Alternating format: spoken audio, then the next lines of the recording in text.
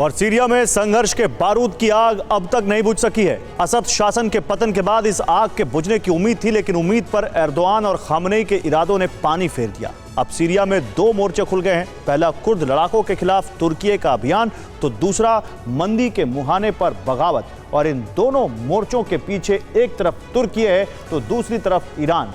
आखिर अरब के खलीफा बनने की इस रेस में सीरिया कौन सी कीमत चुका रहा है, देखिए इस रिपोर्ट में।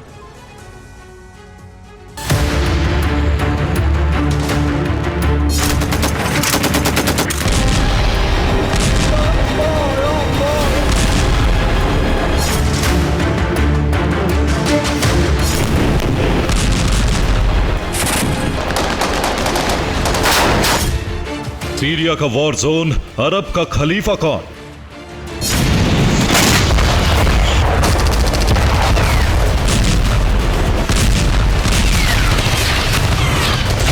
सीरिया से असद शासन का अंत जरूर हो चुका है, लेकिन संघर्ष नहीं टला।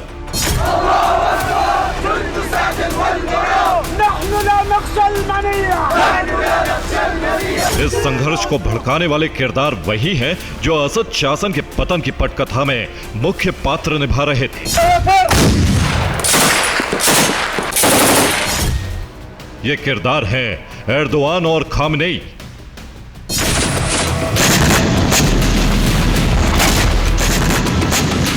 जिनकी अरब का खलीफा बनने की ख्वाहिश ने सीरिया को फिर से सुलगा दिया है। इसमें ईरान की भूमिका प्रॉक्सी के जरिए युद्ध लड़ने में है, तो वही तुर्की की सेना के साथ स्थानीय बगावत को हवा दे रहा है। पहले युद्ध के मोर्चे पर इनकी भूमिका देखिए।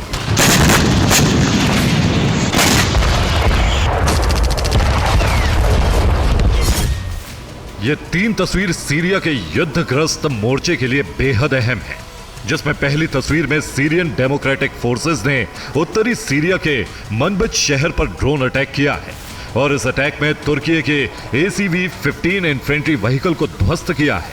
दूसरी तस्वीर में तुर्की के फाइटर जेट्स की कार्रवाई अयन अल अरब के दक्षिणी हिस्से में हुई है, जिसमें PKK के ठिकाने ध्वस्त किए गए हैं और ये कुर्दों के खिलाफ सबसे बड़ी कार्रवाई है।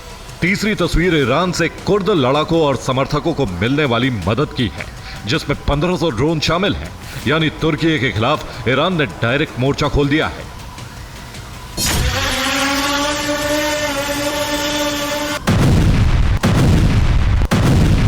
यह कुर्द क्षेत्र के लिए सीरिया में जारी जंग की स्थिति है, जिसमें सिर्फ दो किरदार नजर आ रहे हैं। लेकिन आप जानकर हैरान रह जाएंगे कि इस जंग में ईरान जिनकी मदद कर रहा है, उनकी सुरक्षा अमेरिका के पास है। SDF के लड़ाकों की सुरक्षा के लिए अमेरिकी फोर्स भी इसी क्षेत्र में मौजूद है, जिसके खिलाफ तुर्की कार्रवाई नहीं कर सकता। इसलिए एर्दोआन ने अरब का खलीफा बनने के मकसद को पूरा करने के लिए सीरिया में बगावत का नया फ्रंट खोल दिया है।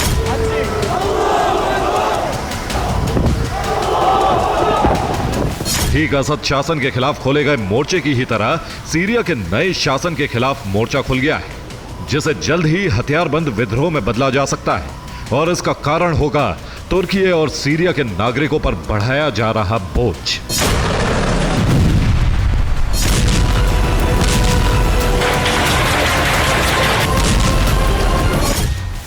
दरअसल सीरिया में ज्यादातर सामानों का आयात तुर्की से होता है और इन सामानों के आयात का शुल्क नई सरकार ने 300 से 500% बढ़ा दिया है, जिसका भार पहले सीरिया के व्यापारियों पर पड़ा और फिर जनता पर। उस जनता पर जिसका 90% भाग युद्ध की वजह से बेहद गरीब हो चुका है।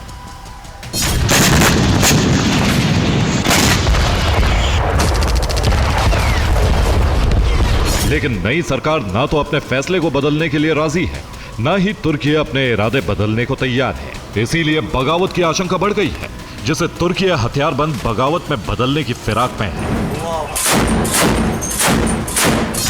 इसका सीधा मतलब है कि अब तुर्की सीरिया से ही अपने साम्राज्य का विस्तार करने की दिशा में बढ़ रहा है, जिसे पूरी ताकत के साथ कुर्द लड़ाके रोकने की कोशिश कर रहे हैं।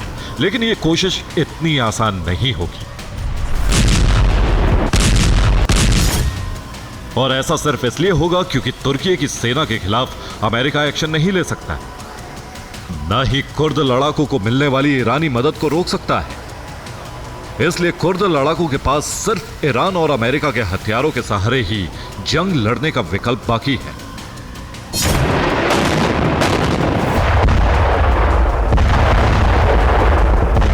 हालांकि तुर्की का सीरिया में विस्तार अमेरिका भी नहीं चाहता, क्योंकि अमेरिका के लिए इजराइल का विस्तार फायदेमंद है। इसलिए अमेरिका विद्रोह भड़काने की कवायद पर पानी फेरने की तैयारी में है, जिसके तहत सीरिया से प्रतिबंध हटाने की तैयारी की जा रही है, जिसके लिए रियाद में यूरोप और अरब नेताओं की बैठक हुई है और वे सभी प्रतिबंध हटाने पर सहमत हो गए।